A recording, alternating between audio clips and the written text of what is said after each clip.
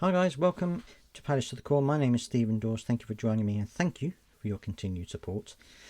Right, the game against Southampton.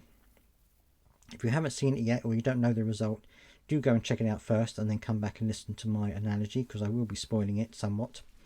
Also, if you're listening to this as the podcast, which I do have a separate podcast which is just the audio, my apologies for not making an actual episode for quite a while. I've had a bit of trouble with the host over there, but that's all been resolved now. So the podcast episode should be back up and running now. So apologies for that, and please do stick around because I'll be making regular uploads on the podcast as well. Right. So a lot of people in the comments, and of course myself, believed that this would be a fairly straightforward game for Crystal Palace. I mean, obviously Southampton have been working really hard. They've been trying to improve their situation, improve their performances, but I felt that, and I said this in my previous video, I felt that we just had a little bit too much, compared to them. I felt that we would get the result. I felt that we'd get the win. However, I wasn't expecting the way that we played and how it went in the game. Early on, I thought we were going to be fine. Mateta did that wonderful little shot that hit the underside of the crossbar and bounced away, and that was after just a couple of minutes. And then he had another shot, a Turner shot, which was saved by Ramsdale, and I felt that we were heading in the right direction. I thought, well, it's just a matter of time before we score a goal, and we're going to be great. But then it kind of, we just didn't have the same level of intensity, the same level of commitment and things like that we've had in previous games. And I felt that we were lacking a little bit of that against Fulham. It was even worse, I think, against Southampton. We just didn't seem to be as cohesive as we had been previously. We looked a little bit jaded. I know we'd had that game in midweek. We had that game at the weekend, but we looked a little bit jaded, and the passes again weren't right. Adam Wharton had a better game. He was doing more good passes. Got an early yellow card again, as he did against Fulham. But yeah, so our passing just wasn't there. We weren't quick enough. We weren't getting forward quick enough. We weren't, we didn't have the intensity that we've had in the previous games. And I think that it showed because Southampton were obviously trying to come out. They were trying to score a goal. They were harrying us and trying to close us down quickly and trying to get us off the ball. But I felt that we were playing at such a low tempo. They were having a better time than I think they would have done otherwise. I think otherwise we would have passed it quite quickly, got forward quite quickly, and would have given them more of an issue. But I think we helped Southampton in a way by playing so slow and by not actually having the intensity to close down as we normally would have. And what that meant was that certainly in the first half we were quite bad in some respects. Our final product wasn't brilliant. And we just looked as though we were off the pace. But we were, of course, still in there. But even defensively, we looked a little bit wobbly. Now, I know we didn't have Richards in there. We had Klein in for Richards. So it's a change, and it may well have had an impact. But Lacroix was having a torrid time with their big striker. He was basically... He couldn't win a ball against this guy because he was so tall and big. So he was having a bit of a torrid time there. And it actually led to the goal in the first half, which was a bit disappointing because he got a header which Henderson managed to get a hand to but couldn't stop it going in the back of the net. Now I think it was probably he's quite a physical guy, a very big guy. So but I think we didn't really mark him very well, and we gave him almost like a free header, if you like. And Henderson did his best to try and get the ball, but he couldn't get it away.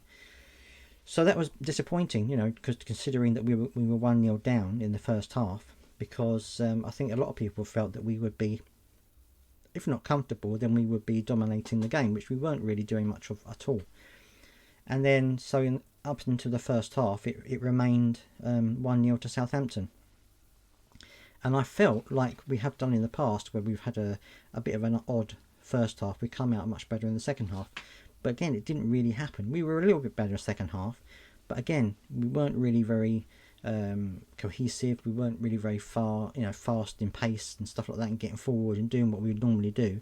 Now, obviously, credit to Southampton, they did try to put us off our game a lot, but I felt as though we didn't help ourselves by the way that we were playing.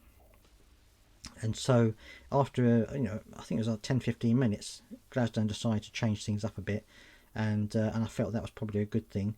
Brought on Nketiah and brought on Kamada, and I felt that we were kind of a little bit better after that, because Nketiah is a different type of player to what JP is, and kind of gave us a little bit more of a different idea. But Southampton was still working really hard to keep it as 1-0, and you could tell as the time was ticking on, I was starting to get a little bit nervous by the fact that time was ticking on and we weren't getting a goal. Even though we had improved a little bit since the substitutions came on, I felt that we were still a little bit lacking in terms of going forward and actually putting things together. So as time was ticking on, it was getting a little bit more concerning for us, and Southampton were actually looking a little bit more comfortable. They were looking like they might well be able to see out this game as a 1-0.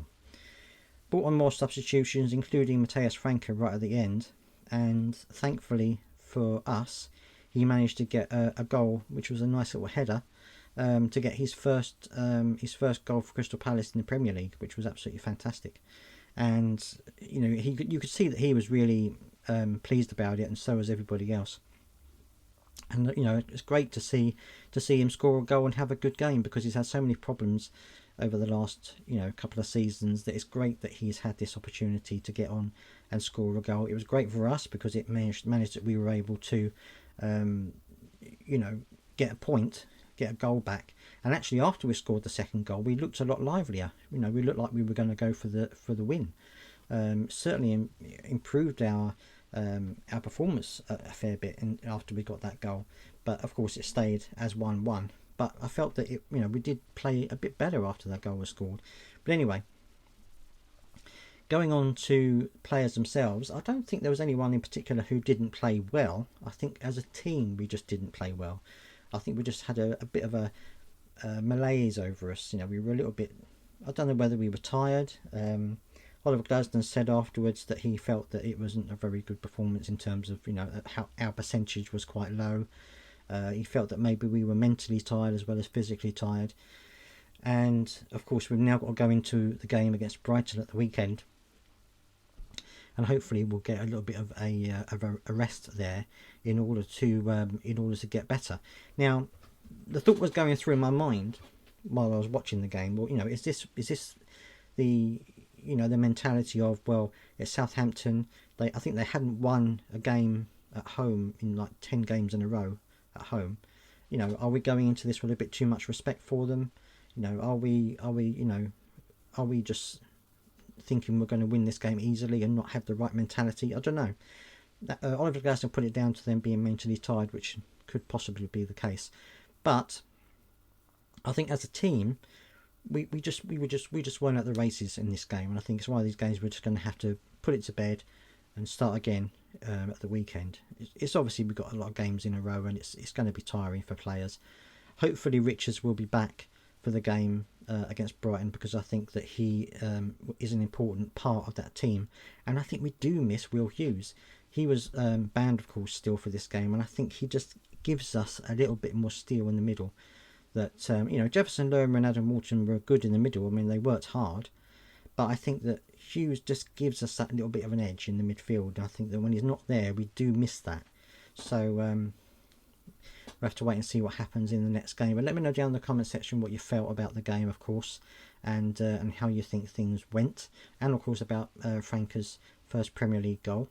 And don't forget to subscribe if you've got this far as well. And I will see you in the next one.